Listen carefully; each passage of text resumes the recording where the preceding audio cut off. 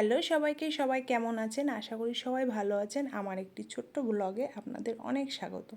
আজকে শ্রাবণ মাসের 5 তারিখ রবিবার। আজকের এই শুভ দিনটিতে আমার ভাই বিবাহ বন্ধনে আবদ্ধ হতে চলেছে। ভগবানের কাছে একটাই প্রার্থনা, ওর জীবন যেন সত্যি অনেক সুখের হয় আর ওর জীবন সঙ্গিনীও যেন অনেক ভালো হয়। সে কিন্তু সকালে আমিও এসেছি, মা আমাকে জোর করে নিয়ে আসছে এক প্রকারের।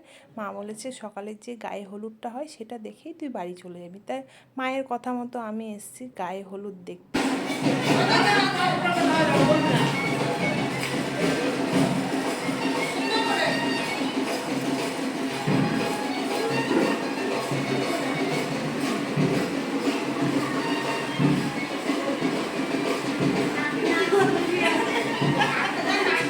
এখন আমরা সবাই যাব নদীতে জল ভরতে, আর সেই জল দিয়ে ভাইকে আজকে স্নান করানো হবে। আর বৃদ্ধির যেই জলটা লাগে সেটাই কিন্তু নদী থেকে আনা হবে। তো এখন আমরা সবাই বসে আছি, অপেক্ষা করছি কখন আমরা যাব।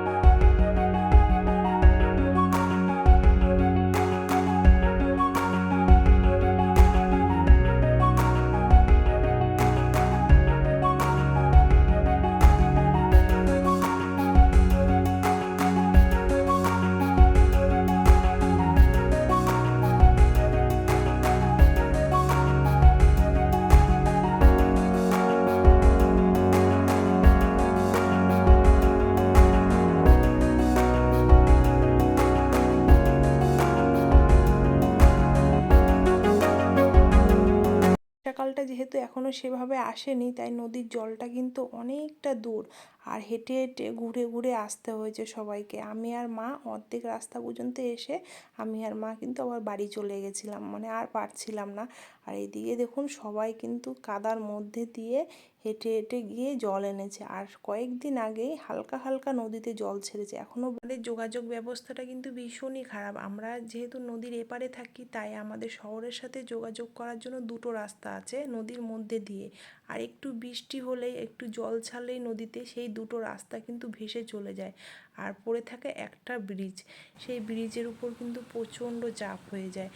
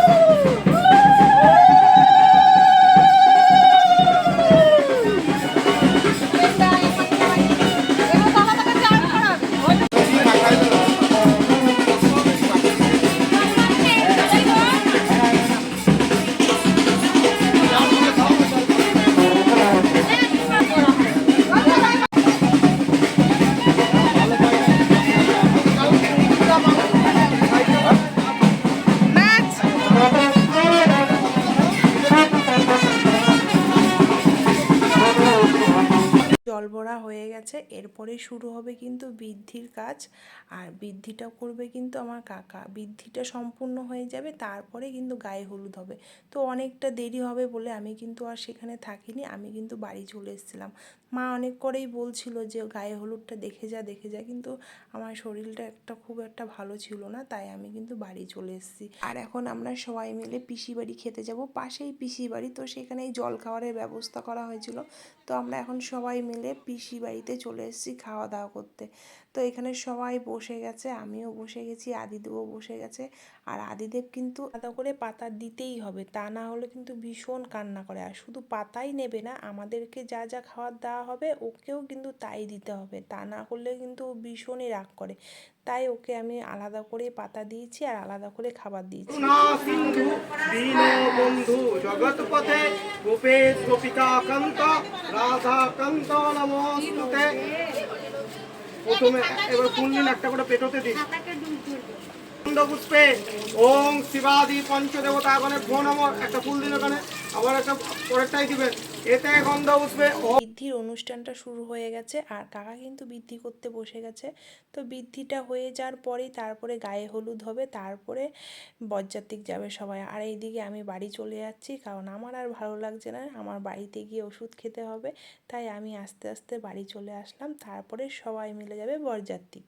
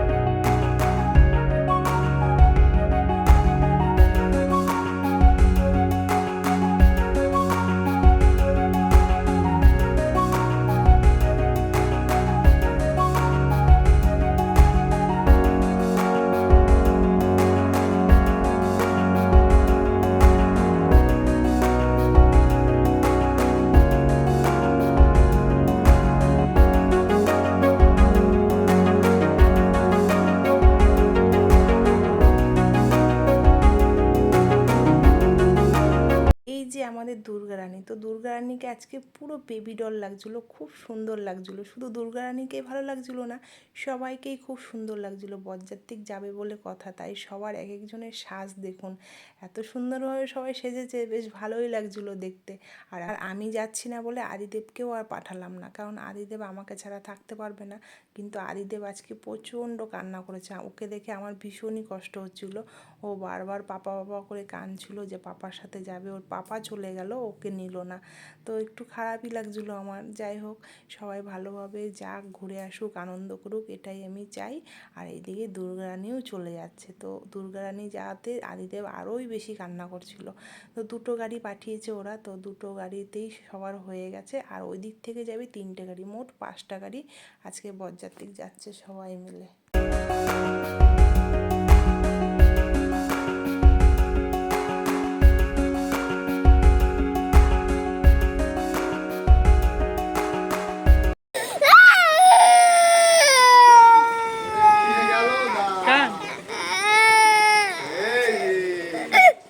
আবার শোনো, আমরা যাব, হ্যাঁ আমরা যাব, আমরা যাব, তো আমরা রাতে বেলাতে যাব, হ্যাঁ।